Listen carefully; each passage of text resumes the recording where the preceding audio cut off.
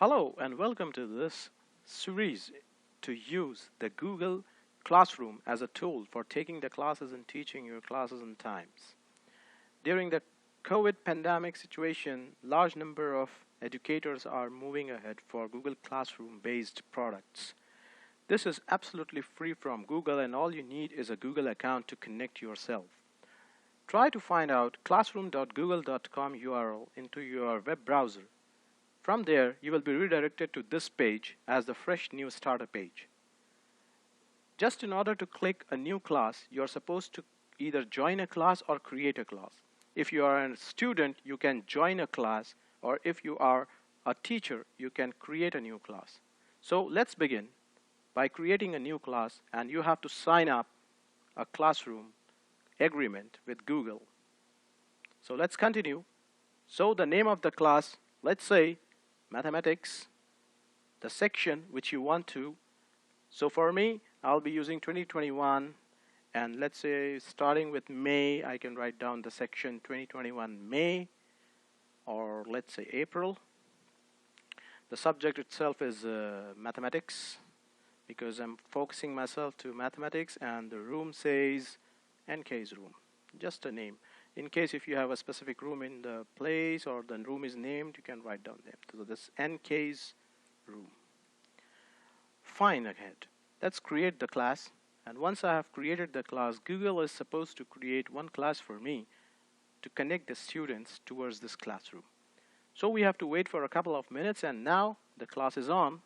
So we have a fresh new page which says the class code is 52ZBUES5. So what you have to do is, in general, if you want to display the code or anything, you can click up here, and there is an invite link available here. So once you copy the invite link, you can share it with those who want to connect with you inside the class. So in general, once while you want to communicate or share yourself, or you want to share the classroom values, you can share this particular code from your browser itself, and once while you will click on and show this code, it will be redirecting you to the similar classroom page and asking you, the user, to join the class. So all the user or a student requires is a Google account to join the class. But in case if he doesn't have a class, then also he will be able to join as a native user and not a Google user. But for the time being, let's omit this section. All you can do is, if you go to the People's tab here, since you are here as the teacher, you can connect further more guys as a teacher along with you. And say if two teachers are teaching the same batch or the same course, they can connect it themselves to this particular by typing in the email. So let's say I'm going to connect nairkhan@gmail.com as one of the collaborative teachers. I'll be able to go ahead and invite the teacher. So what happens is, once I'm going to connect this, I'll be invited as a teacher. I will be a teacher in this course. I can remove the new teacher, or I can email further ahead, and I can do a lot of buzzy things. But for the time being, if you want to enroll a student to your class, all you have to do is you have to either send them this link, copy this link and send it, or if you have their email addresses, you can mention the email addresses here, and you will be able to connect them to your classroom. So this is the procedure in way in which you can connect the people to your classrooms. Now, if you're going to go to the streams up here, you can communicate with your class by doing announcements and responding to the posts, and there are many things that you could do up right now from here. So let's say you want to announce something to your class. Let me begin. So once while you are saying to the mathematics class, all the students, you want to send a message, you say class, all right, just let me go ahead, class begins at, begins from, let's say 12th April 2021. So this is the first post that I'm going to send, and I'm going to post it. So what happens is this becomes a kind of notice board for my classroom in which I'll be able to send this particular message to my class people. Again, I could announce furthermore based on different topics. Let's say you want to share a homework, so you can say homework number 1. All you gotta do is you can add up certain files directly from your computers or your Google Drive or the file or YouTube video or link, whatever you want a student to go ahead with. And then if you will connect it here inside your post, the student will be able to find out this particular information and he'll be able to reply back to you. So this is just, I'm canceling it because I just don't want to buzz more on this. Let's go ahead about the classwork. All right, so this is the classwork, and here you can create the assignments for your students. You can use the topics for the organization, and there are many ways in which you can tell your students how to do it. So let me do a demonstration here. You have an assignment given, you can do a quiz, you can give them questions, or you can pass certain materials, or you can reuse the post or post any topic over here. So let's say for the first time, let me begin with algebra as a topic. Algebra. I'll go ahead, I'll connect. And yes, here is a topic called as algebra ready for me. All I'm gonna do is I can go ahead, copy this link and send it to my students to get all the information about the topic algebra. When I'll open it, I'll have a section in which I can post large number of lessons, and I can copy my files directly, drag and drop from my desktop screen, and it will be available here. So all what I can do is whenever we'll be teaching ahead, so let's create the topics well in advance so the students will be able to find out large number of topics, and they will know that what is going to be the upcoming topics one by one. And since it is written over here, you can drag and drop the classworks. That's it. All you have to do is just open the topic, drag and drop the classwork, and the students are supposed to take it.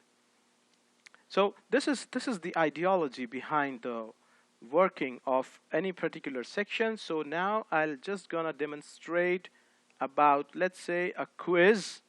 So let me do a quiz quickly. And I have to create certain materials if it is required. If it is not, there's absolutely no problem. I got it. So the title, let's say this is the title of the quiz. So let me write down quiz 1. And this is instructions. Don't use your phones or else items to answer and cheat in any way. All right. So this is how it goes. This is the first instruction. If you want, you can skip the instructions also, because usually the educators don't try to do it. Now, all you have to do is you have to select the points that how many it is for. Let's say I'm gonna have it for 10 points. So my quiz is for 10 points, and if you want to give a particular date, let's say the student should finish it by 17th. Done. And then there is no specific topic, or I can select the topic that this quiz is, let's say for example on algebra. All right, so forget about the rubrics, because this is not for us at this moment of time, because it's for accredited institutions in which we gotta have a large number of rubric parameters. But in general, just omit that, and we will start up with a addition. So let's add or create a form. So he's creating a new form for us, and it will take you to a new browser. And all you gotta do is, let's say the quiz comprises of, oops, no thanks dear. All right, so this is a quiz on algebra. So to make it quick, I'm just making one question, sample date today. All you gotta do is you can fit multiple choices, or you can do a large number of types. So let's say multiple choice, and let me minimize it a little ahead. Day. So let's say this is today is Sunday.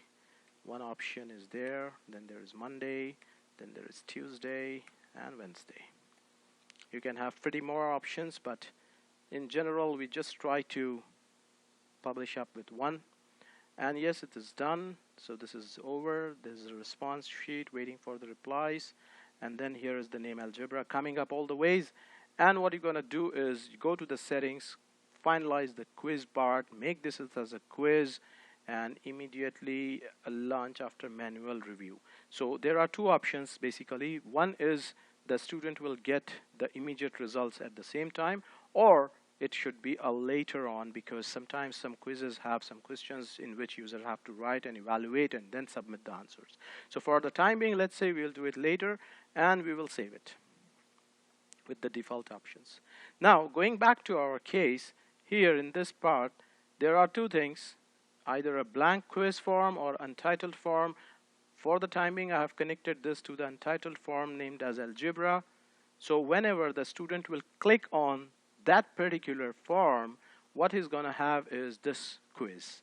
So he's going to write up the answer, and there is an answer key down up here, but since we are not supposed to give the students the answer key, so we should not do anything. But for our understanding, we can, if you want, you can publish the answer key and the points. Let's say this quiz goes for 1 point and the correct answer is, let's say, Monday. So we will do it done, and answer key with 1 point is available. And then we will try to save this part and log out from here, meaning come out from here. Alright, so this is done, and one more part is over. And now what we're gonna do is we can assign the quiz directly from here, or we can schedule it for the future, or we can just save it for a while, or do not do anything. Or if you will discard the draft, it will delete the entire quiz if you made any mistakes. Alright. So in this way, so let me remove this blank quiz. It looks very awkward here. And this one is the Google form for algebra quiz. Once all it's done, let's just try to save it right now or schedule it. So if you will schedule it on 17th at 8 a.m. in the morning, the quiz will be available for the students to give online. So here you have, when the student is going to check it out, he will find, oh my god, there is a quiz, and it's gonna be on, let's say, 17th of April. So while 17th of April at 8 a.m. in the morning, what happens is the student will be able to click on it, and he will be able to reach the quiz like what you can see up here. So that's pretty simple. This is how you're gonna do the evaluation. So in this video, we learned about adding new people as teachers or as students. We find out as the addition of materials and classroom work, and there's the stream of mathematics, and I'll be using the same stream to teach the students for sure. And then this is NK's room. Students have to connect to me. And finally, there is a grade section, by the way, in which the students will be able to identify and find out. But since we do not have any grades or any students added at this point of time, we will not be able to find out the grades of the students. However, this page is going to display the grades of all individuals who have requested and required some particular assignments, and those who have given the quizzes, and their grades will appear accordingly on this page. But for the time being, that's pretty simple. Using a Google Classroom is indeed one of the best tools, which is free of cost, and it does not leave you to a very bad situation, and you can use it very easily for all the classes. And you can further go ahead for certain settings here. I should tell that these settings have email notifications whenever you have some students comment on your post or mention you for something, and you can switch them on and switch them off as per your requirement. Finally, you can have the class notifications for, let's say, for mathematics. I'm giving the notifications here, and there are many features which are still to be discussed, but for the time being, let's focus mainly on the classes. And if you will click on the classes, you're going to have this first field, and you can click on creation of new classes and go ahead making all your classes for all your subjects which you are teaching. So this is something which is really value added, and that's really absolutely free from Google. But please remember that for 15 gigabytes of storage, it is free. After 15 gigabytes of storage, maybe the services becomes chargeable. So remember, whatever assignments or files you are uploading should not be more than 15 gigabytes of storage. But in general, 15 gigabytes is a pretty good amount, and people will not be able to reach this level.